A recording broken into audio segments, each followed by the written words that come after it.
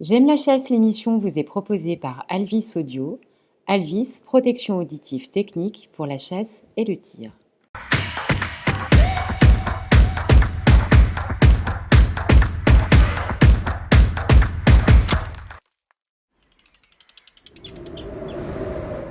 J'aime la chasse, l'émission qui défend la chasse et la ruralité. Bonsoir à tous, je suis ravie de vous retrouver pour cette nouvelle émission qui sera, je vous le rappelle, la dernière avant l'été.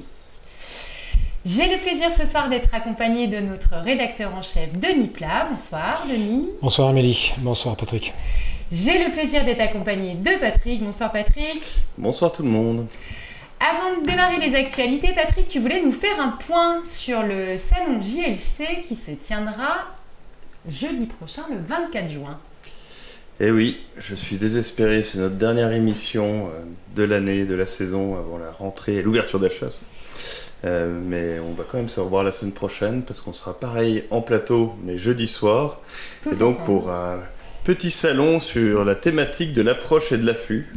Donc on a des conférences de gens spécialistes de ça, des offres spéciales, et ça se placera sur la plateforme salonjlc.com. Vous pouvez aller vous inscrire de suite si ce n'est pas fait. On va avoir donc des webinars en fin de journée, à la fois techniques, matériels, avec vraiment des pointures là-dessus. Donc tous ceux qui veulent se perfectionner ou apprendre sur la chasse à l'approche et à l'affût, eh ben, ils seront bienvenus avec nous pour interagir avec nos exposants, avec nos intervenants et avec nous-mêmes. Donc tout ça sur salonjlc.com, jeudi 24, dans une semaine, dans 5 semaine, jours. une courte semaine, donc en fin de journée, hein. On a déjà les... Oui, ça les va horaires commencer autour de 17h et finir vers 20h, à l'heure de l'apéro, quoi. Bon, parfait. On démarre les actualités avec le sommaire. Au sommaire de l'émission de ce soir, retour sur la manifestation virtuelle de la FNC. 100 000 chasseurs vont être formés à la sécurité par les instances fédérales. Je retourne ma veste. Un vice-président de FDC aux côtés des Verts et de Hussein Bourgi. Appel à mobilisation concernant les chasses traditionnelles, le courlis cendré et la barge à queue noire. Le journal La France Agricole nous dit que le loup tue de plus en plus de bovins. Patrick nous dira ce qu'il a pu voir sur les réseaux de cette semaine. Denis, quant à lui, nous dira ce qu'il a pu lire dans les médias cette semaine. Dossier de la semaine consacré ce soir au livre blanc de la Fondation Sommaire. Nous sommes ensemble pendant 1 heure. C'est parti.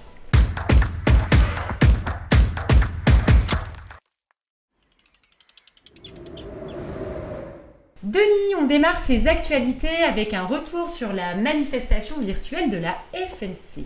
Oui, une bonne nouvelle, un bel événement, une belle réussite. Alors c'était une manifestation, mais c'était pas Bastille-Nation, comme beaucoup de syndicats l'ont fait pendant très longtemps. Là, c'était une manifestation virtuelle.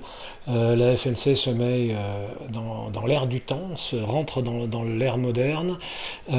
C'était lancé déjà depuis un certain temps, un grand renfort de communication de la FNC, un clic, une participation. Le résultat est bon. 380 et quelques mille participants. Voilà, avec la possibilité de laisser des revendications, des commentaires. Donc vraiment un événement qui a d'abord techniquement très bien fonctionné, qui a rassemblé différentes personnes, différents types de chasse, différents type de ruraux, parce qu'en fait, c'était laisser respirer les ruraux, le thème de cette manifestation. Il faut noter que la FNSEA et sa présidente, Christiane Lambert, se sont associées à cet appel à manifester, et qu'il y avait aussi une fédération départementale de pêche, celle d'Ille-et-Vilaine, dont il faut d'ailleurs saluer le président et le courage qu'il a eu de se lancer dans l'aventure, mais je vais y revenir dans un petit moment. Il faut souhaiter que cette manifestation marque le début d'un mouvement de grande ampleur qui, je l'espère, se concrétisera dans les urnes au régional. Nous sommes le soir du premier tour. Voilà, il y a un second tour. Il faudra transformer l'essai, si essai il y a, ce que je souhaite.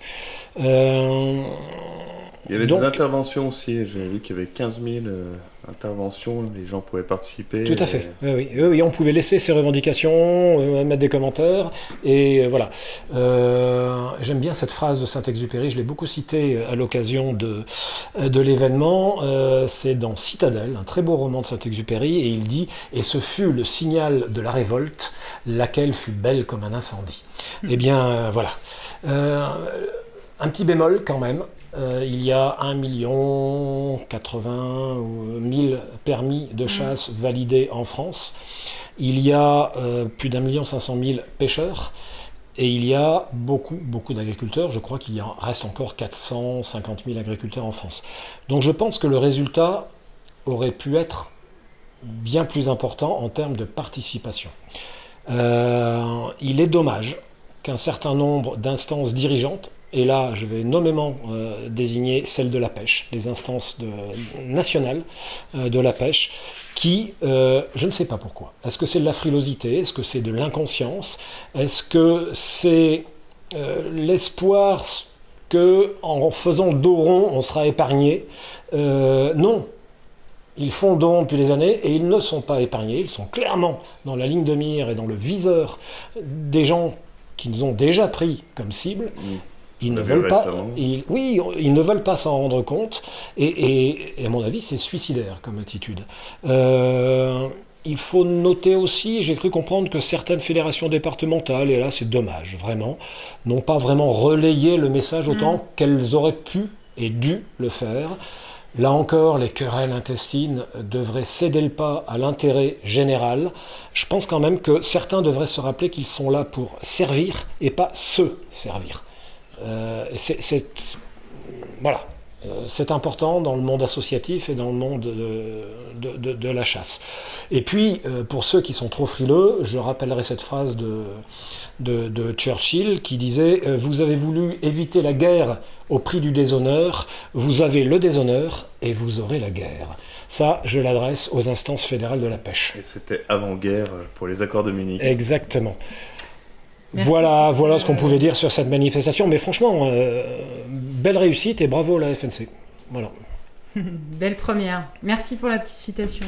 L'histoire de Nice fait toujours du bien d'avoir tes lumières là-dessus. Autre actualité, tu voulais nous parler d'un vice-président de FDC qui se retrouve aux côtés des Verts et de Hussein Bourgi. Alors là oui, les bras m'en tombent. Et quand j'ai vu ça, d'abord j'ai vérifié que c'était vrai.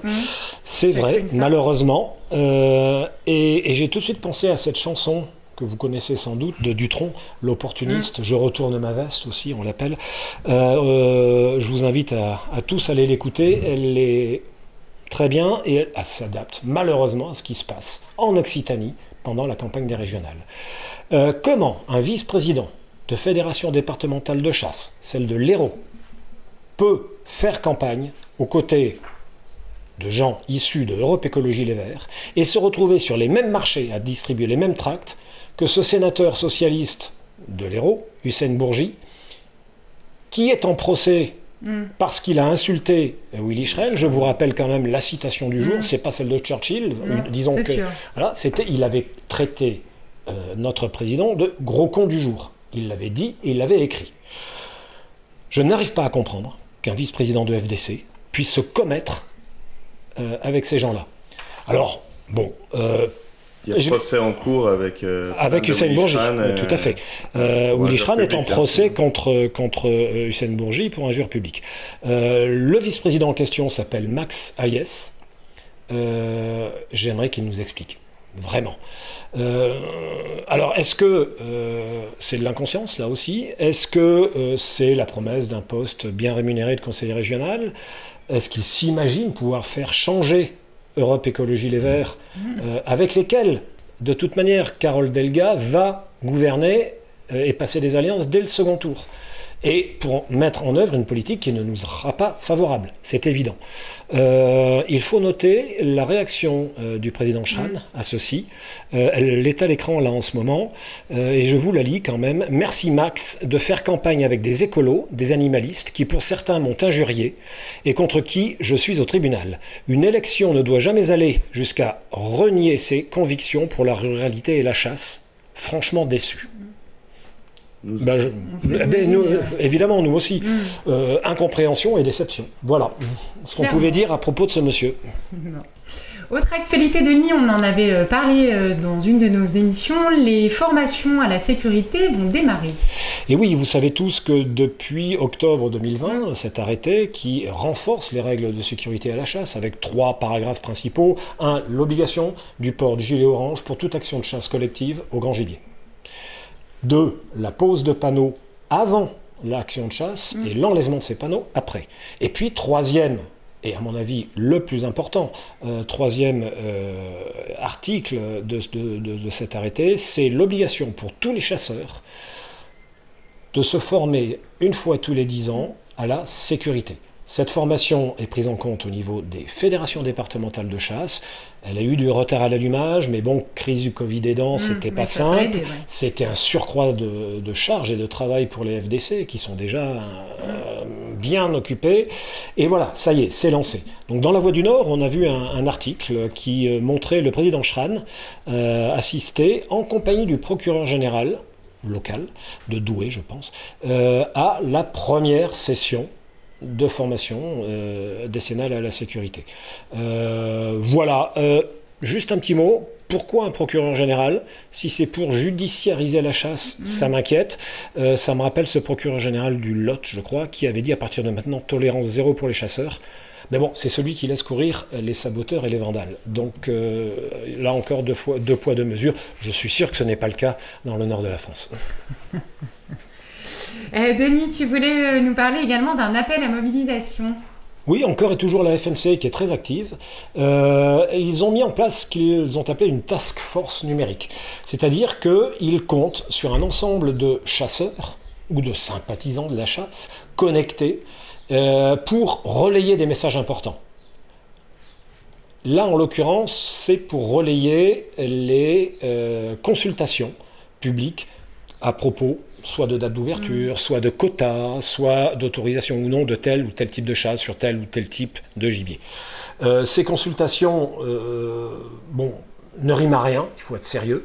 On devrait se baser sur du scientifique et pas sur l'avis de la population, parce que si on me demande... éclairé, qui est surtout si on me demande mon avis sur tel ou tel acte de neurochirurgie, je me garderais bien de donner un avis. Mais je pense qu'un citadin, si on lui pose la question de savoir s'il faut proroger le moratoire sur la chasse de la barge à queue noire, il va me regarder avec des grands yeux. Mais certains auront quand même un avis, c'est évident, on les connaît d'ailleurs.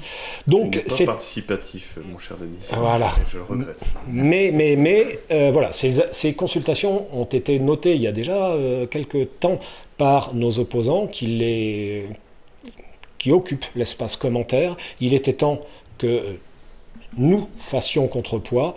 Je note d'ailleurs une très bonne initiative de la Fédération départementale de chasse 54. Alors 54, c'est la Meurthe-et-Moselle, je crois. Je vais me faire des ennemis, mais je crois. Voilà. Et qui a créé un groupe WhatsApp avec tous les volontaires pour relayer ces consultations et l'appel à participer. Là, la FNC lance un appel à participer sur 3 projets d'arrêté. L'un concerne les chasses traditionnelles du vanneau et dans le nord et de l'alouette dans le sud-ouest, la tandelle, ces chasses traditionnelles au filet qui, comme la glu, concernent tellement peu d'animaux que il serait quand même anormal de priver un certain nombre de passionnés, souvent vieillissants, il faut bien le dire, de ce loisir-là, de cette passion-là. C'est plus qu'une passion d'ailleurs, c'est un mode de vie pour ces gens-là, dans le sud-ouest en particulier. Mais bon, on a privé 5000 Provençaux de la chasse à la glu, donc il faudrait donc se mobiliser pour ça. Les 2 autres projets d'arrêté concernent les moratoires stoppant la chasse de la barge à queue noire et du courlis cendré. Bon, ça ne rime à rien, toutes les études scientifiques prouvent que ces espèces, et en particulier une des sous-espèces de la barge à queue noire, l'islandaise, se porte très bien. On a mis en place une gestion adaptative des espèces. Ce genre de moratoire sont la négation de ce que nous avons accepté en lien avec le ministère de la Transition écologique. Donc aller sur l'article qui en parle sur jlc.fr. Il y a les liens pour les arrêter, il y a l'argumentaire. Vous pouvez faire copier-coller ou y aller de votre prose originale, mais il est important que les chasseurs participent à ces consultations. Ouais. D'ailleurs, j'ai vu que dans les fédérations départementales, des task force sont en train de se mettre aussi en place pour intervenir sur ce qui est un peu plus local. Tout à fait. Donc c'est une bonne initiative et j'en parlerai tout à l'heure dans les réseaux. On peut faire poids face à nos opposants si on se mobilise. Tout à fait. Voilà. Donc oui, il faut y aller. D'autant plus que cette chasse au courlis cendré et à la barge à queue noire, sont extrêmement confidentielles, les prélèvements sont limités et c'est une chasse, encore une fois, de passionnés. Je n'ai jamais eu l'occasion, personnellement, n'habitant pas dans le nord de la France ou sur le littoral, de tirer barge à noir ou courlis cendré et je serais ravi de pouvoir le faire un jour ou en tout cas de faire des belles photos. Voilà, en accompagnant un chasseur. Voilà. À bon entendeur pour Denis. J'espère que tu seras entendu, hein. Non, mais ce n'est pas du tout un appel à l'invitation. Non, mais je considère que les gens qui ont la chance d'être sur le littoral, de partager et participer. Tout à fait. Denis, tu voulais nous parler du journal La France Agricole qui nous dit que le loup tue de plus en plus de bovins. Oui, nous sommes un média de défense et de promotion de la chasse, mais aussi d'une certaine conception de la ruralité.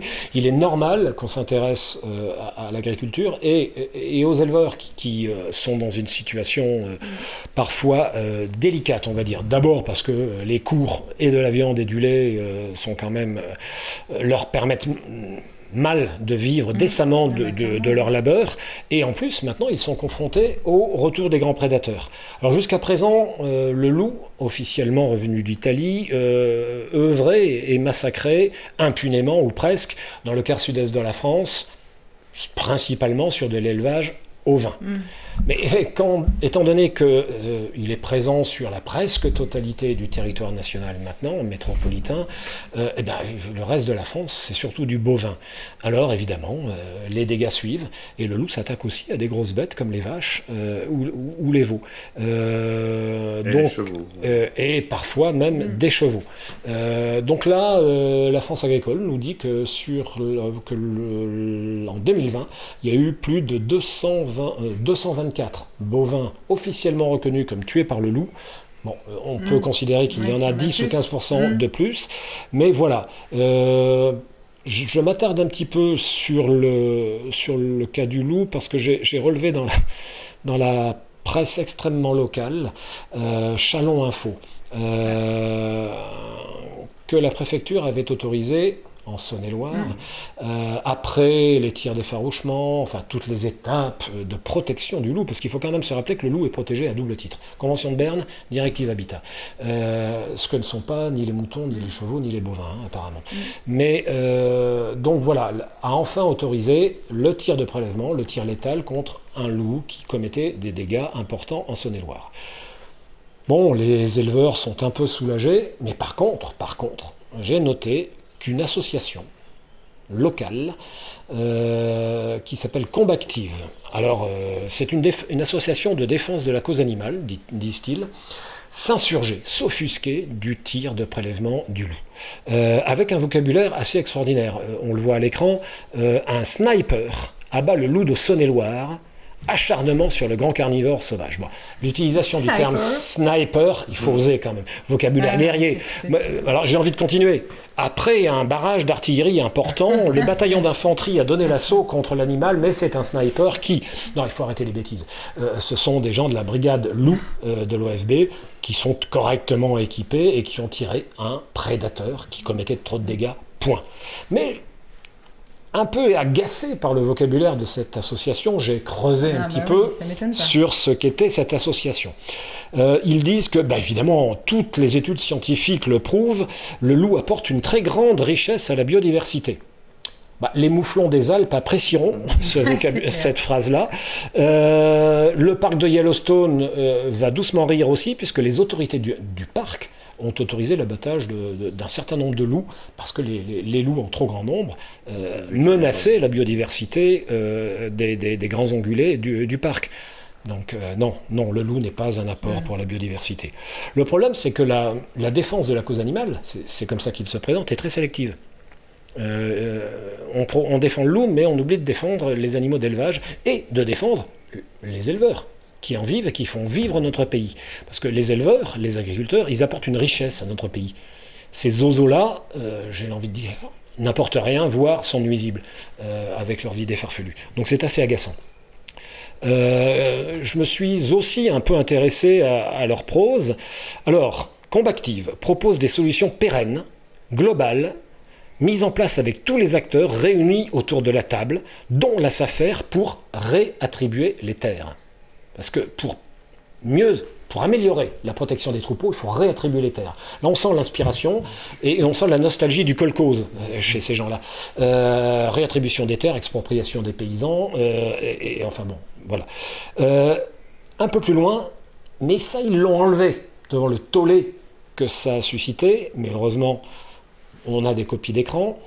Ils proposaient l'arrachage des haies pour améliorer la visibilité et donc la protection des troupeaux. Donc des écolos qui préconisent l'arrachage des haies, je trouve ça assez surprenant.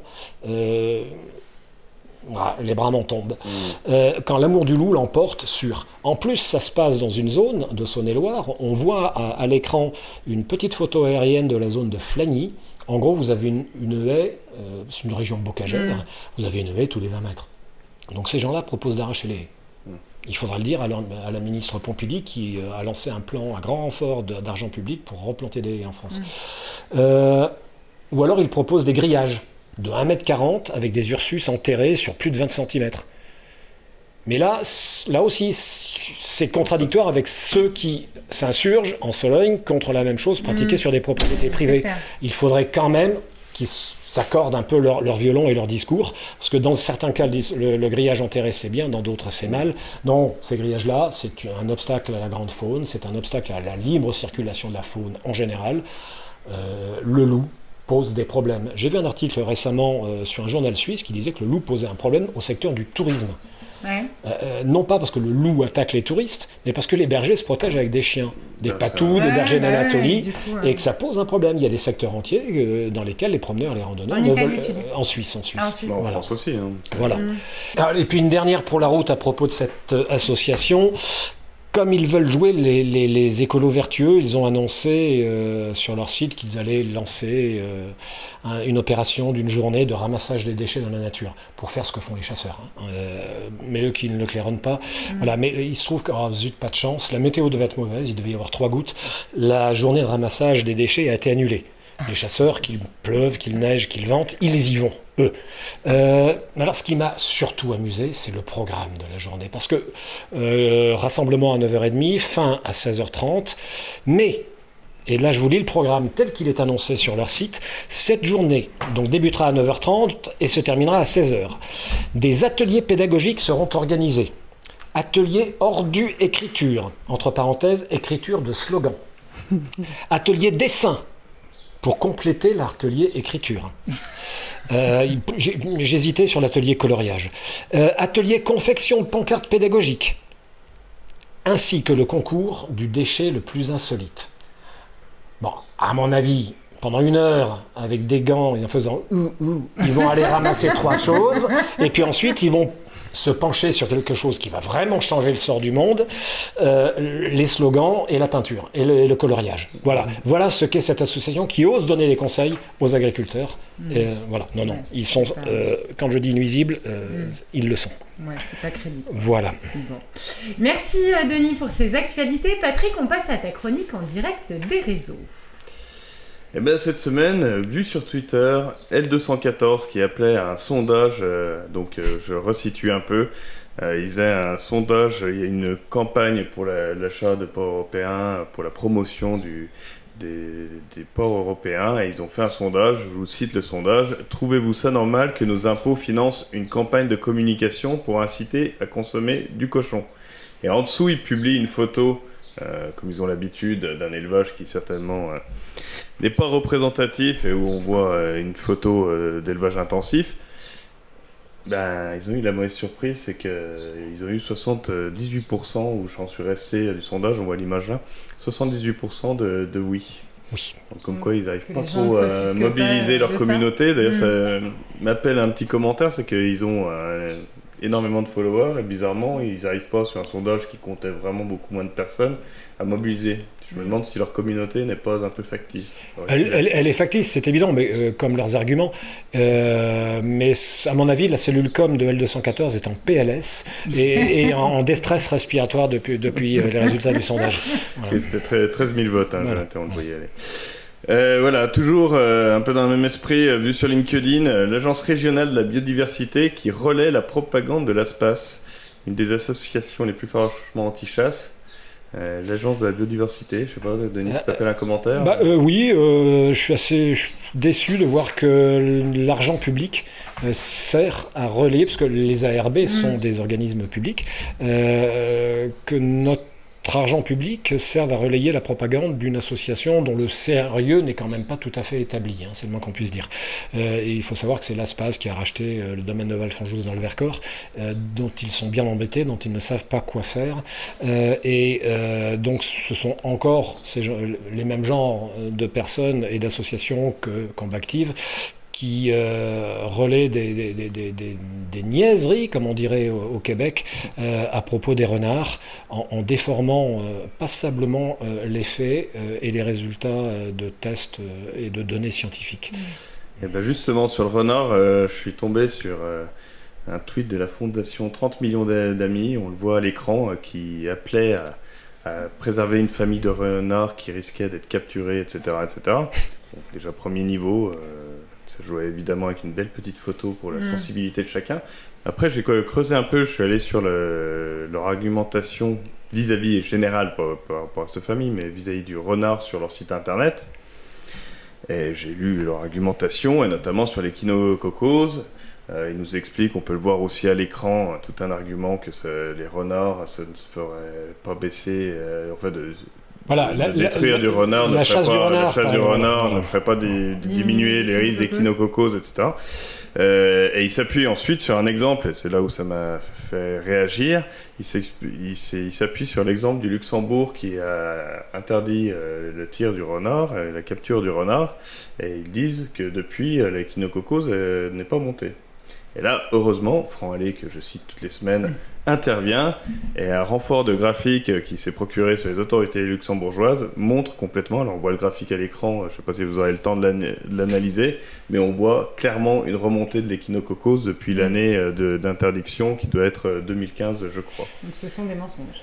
C'est de la vraie désinformation, quoi. Et moi je lis la chose, je suis un peu informé, ça me posait question, mais je pense que les gens pas du tout informés vont boire les arguments de 30 millions d'amis, et c'est une vraie problématique, parce qu'après on nous renvoie ça dans la figure, et si on n'a pas le petit graphique de Franck Allais ou Franck Allais même sous la main, c'est pas facile d'argumenter.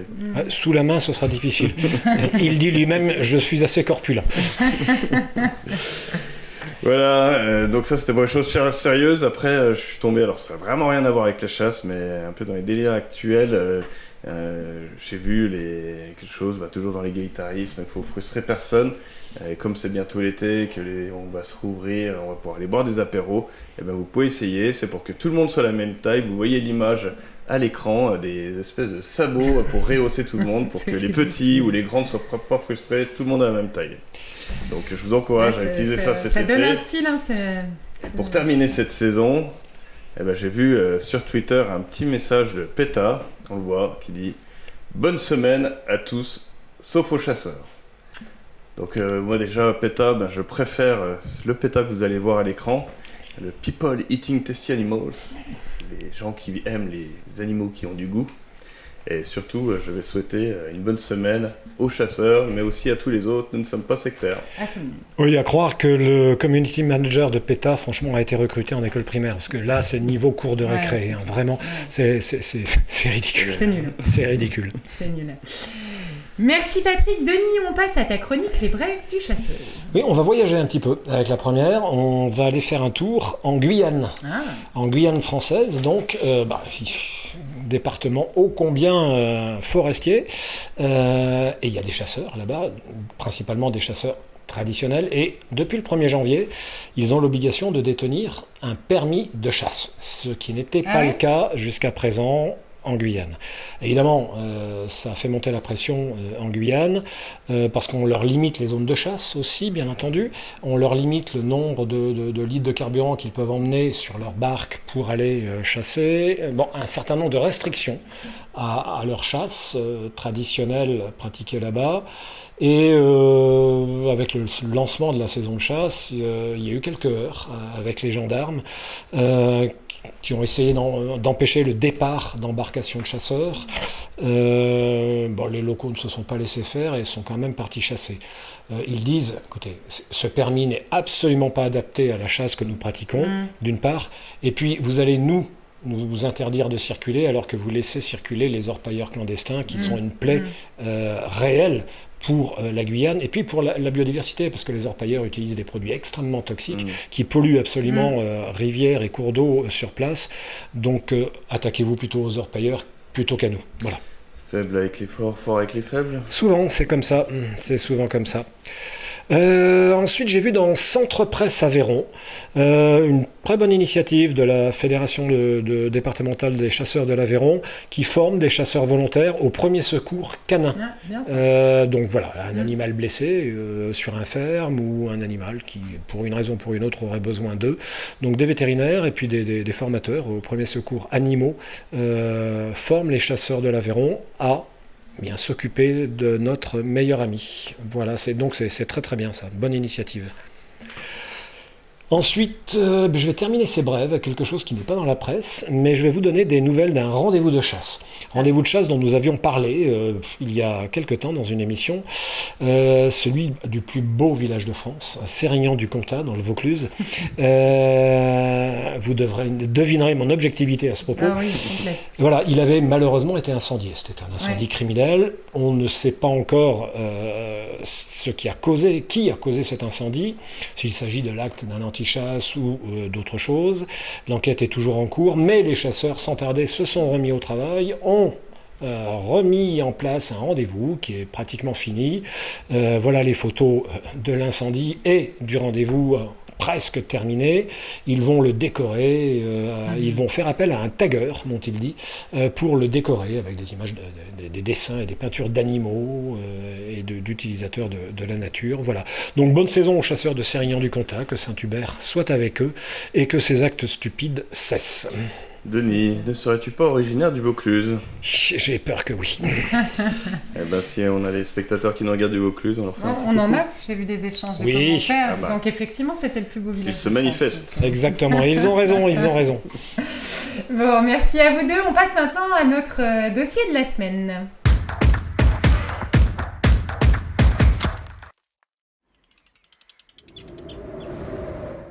Alors oui, on a amalgamé de dossiers et livres.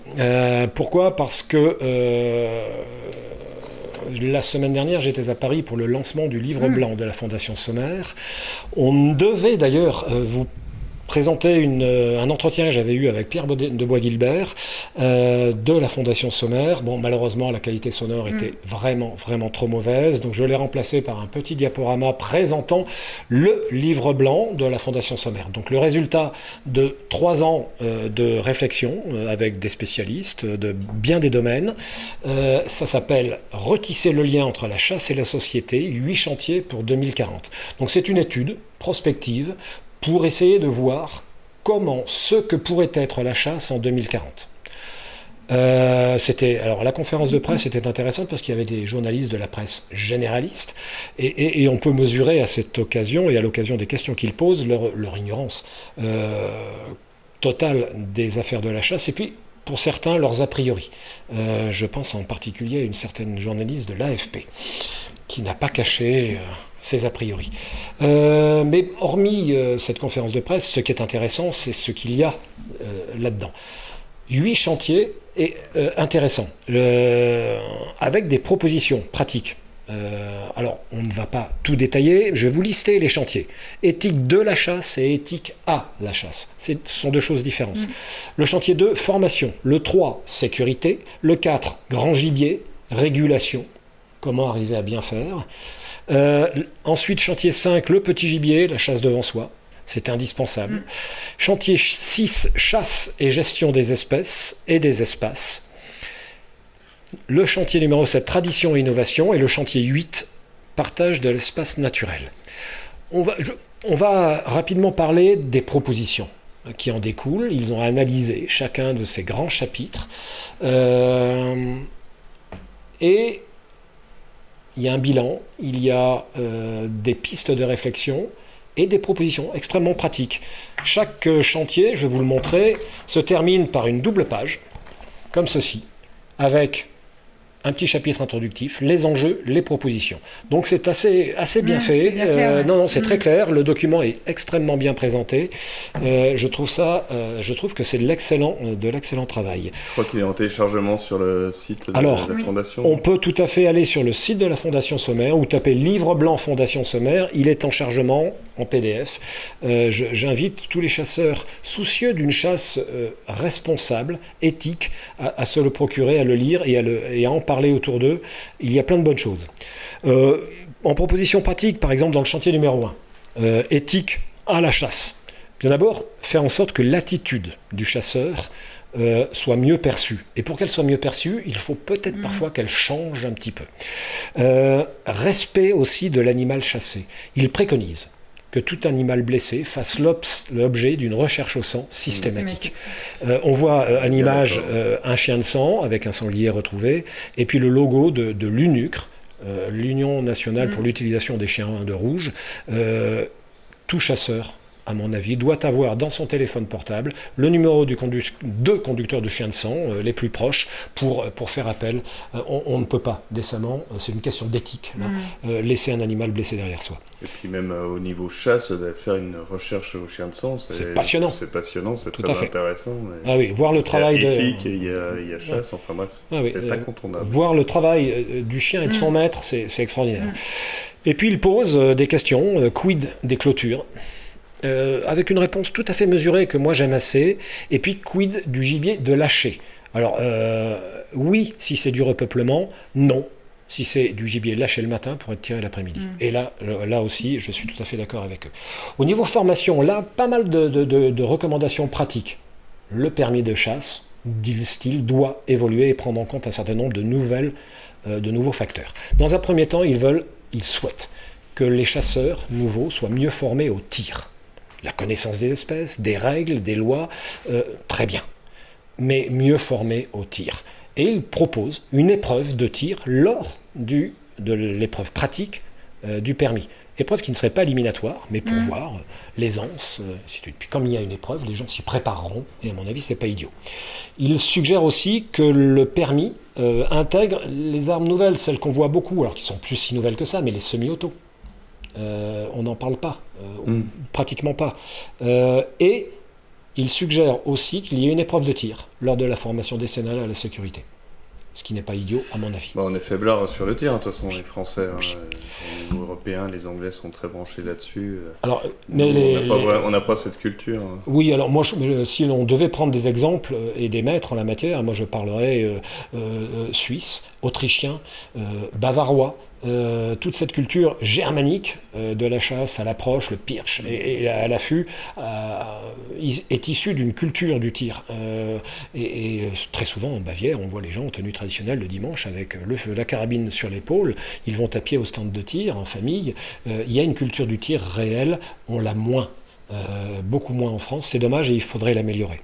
Tiens, ça me permet de relancer un petit coup sur mon salon. Et Nicolas Lajousse, qui va intervenir, qui est guide de chasse et organisateur de séjours, organise des séjours de tir à 200-300 mètres. Et pour en avoir fait un peu, c'est très intéressant. Et évidemment, quand on tire cette distance, on est capable de tirer à 50 ou 60 mètres. Exactement. Chantier numéro 3, la sécurité. Donc améliorer la formation, c'est lié au précédent. Ils évoquent aussi le problème de la chasse en milieu périurbain. L'urbanisation galopante de la France fait que, en gros, ils considèrent que l'artificialisation des sols fait perdre un demi-département français en superficie, je dirais, naturelle. Je ne me rappelle plus de la fréquence, mais bon, c'est galopant et effrayant. Et puis, voilà, donc développer des modes de chasse avec des armes qui ne soient pas des armes à feu. L'arc, déjà dans un premier temps. Pourquoi ne pas autoriser l'arbalète ? Un certain nombre de suggestions et de recommandations. Pour ce qui est du grand gibier, et de la régulation. Et là, ils insistent lourdement, ils ont raison, améliorer l'efficacité et les pratiques pour que l'efficacité soit au rendez-vous. Je rappelle quand même que pour une pièce de grand gibier au tableau en France, il y a 6 balles tirées, c'est la moyenne nationale. C'est lié à ce qu'on disait, on a des progrès à faire en matière de tir. D'autant plus que le grand gibier en France est majoritairement chassé en battu. Et qu'en battu, au saut du Léon ou de l'allée, on a peu de temps pour tirer, certains entendent mal ou sont distraits, ils voient l'animal au dernier moment. Bon, toutes les conditions sont réunies pour faire un mauvais tir. Donc voilà, améliorer l'efficacité des pratiques de chasse avec l'amélioration du niveau moyen du tireur français, mais la pratique de nouvelles pratiques. La traque à fût, par exemple, qui peut se pratiquer sur certains gibiers, dans certains territoires, pas partout, mais c'est un bon mode de chasse. Coupler des modes de chasse, pourquoi ne pas mettre quelques archers postés dans des grandes traques au milieu de la traque, alors qu'il y a des chasseurs à armes à feu sur les lignes, ainsi de suite. On peut coupler un maximum de choses comme ça. Par contre, il y a une vraie efficacité de l'affût. C'est évident. Les grands tableaux sont quand même faits. Et je montre à l'écran un graphique qui est tiré du livre blanc avec des projections, c'est de la prospective à 2040. On voit une courbe qui descend, le nombre de chasseurs, parce que compte tenu de la pyramide d'âge des chasseurs actuels, voilà, ceux qui ont un certain âge maintenant seront soit impotents, soit décédés en 2040. Et par contre, explosion prévisible des prélèvements de sangliers. Donc pour eux, à mon avis, c'est un peu pessimiste. Il n'y aurait plus que 600 000 chasseurs en 2040 et des prélèvements estimés à 1 800 000. On est à 810 000 sur la saison précédente, en termes de sangliers. Donc si on n'améliore pas notre efficacité à la chasse, ça va vraiment poser un problème en termes d'indemnisation des dégâts. Voilà, et puis il préconise aussi d'améliorer, à mon avis, de créer une filière venaison digne de ce nom en France. Pour la chasse au petit gibier, un seul mot d'ordre. Travailler avec les agriculteurs sur une transition agricole par des incitations fiscales, par le verdissement de la PAC, mais un verdissement intelligent, pas celui d'Europe Écologie Les Verts. On avait reçu à cette émission Paul Mougenot, qui a lui aussi beaucoup de propositions à faire en la matière, parce qu'il est à la fois chasseur et agriculteur.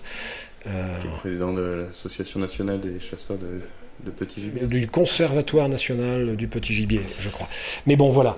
Ensuite, en chasse et gestion des espèces, ce qu'il préconise surtout, c'est de rendre plus visibles les actions des chasseurs. On voit à l'écran, entre la conservation des marais, des zones humides, la plantation de jachères, les chasseurs plantent et font des milliers et des milliers d'heures de bénévolat, favorables et bénéfiques à la biodiversité en France, pas combative, nous.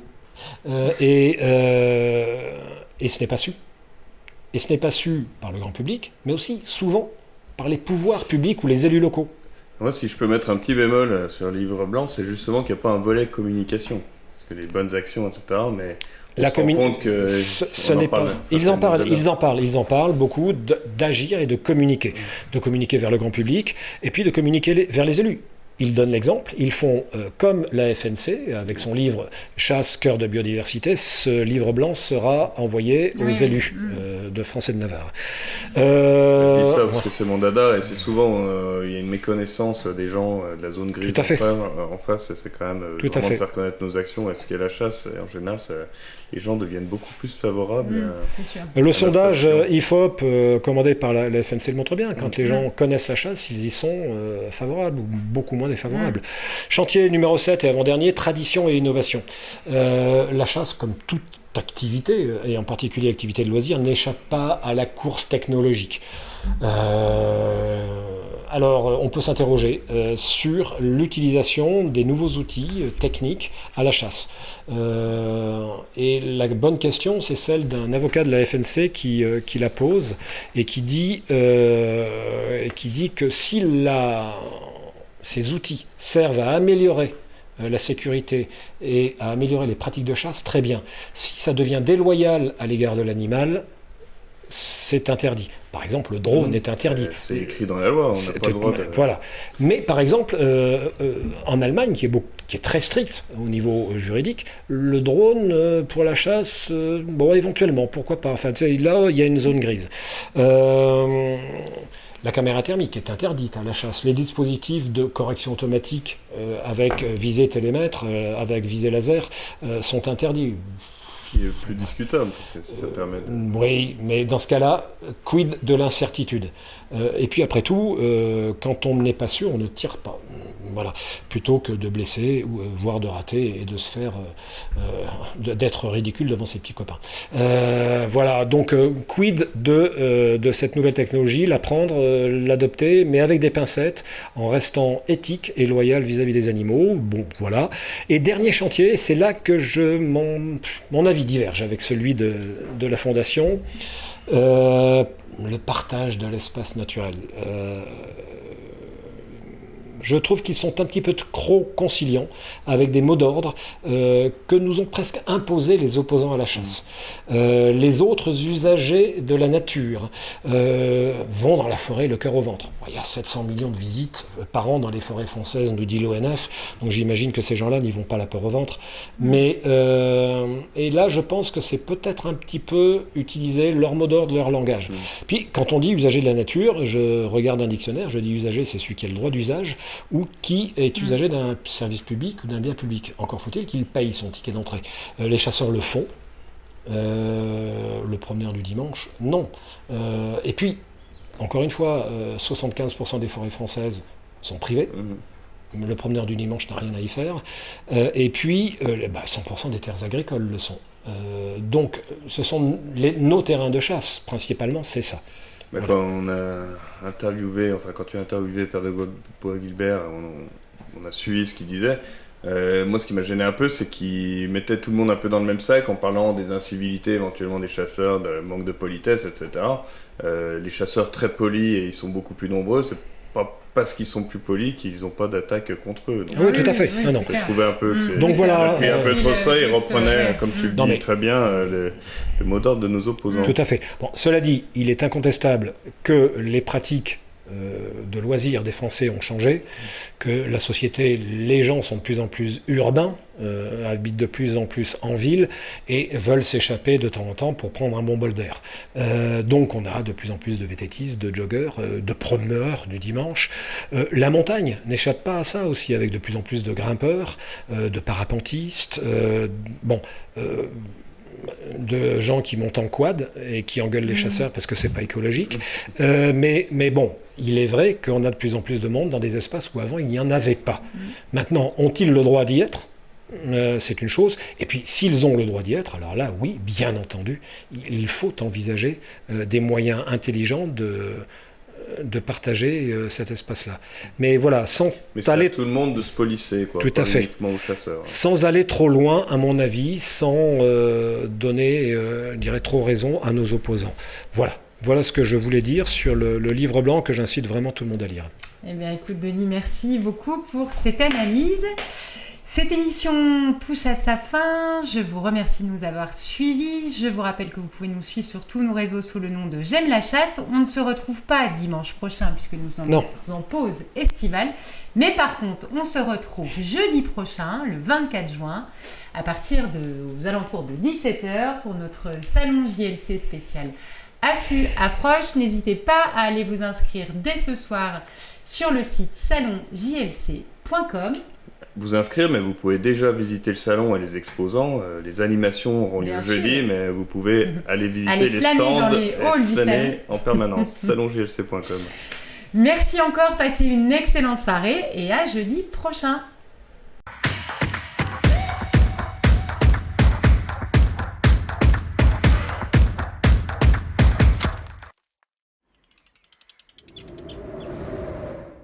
J'aime la chasse, l'émission vous est proposée par Alvis Audio. Alvis, protection auditive technique pour la chasse et le tir.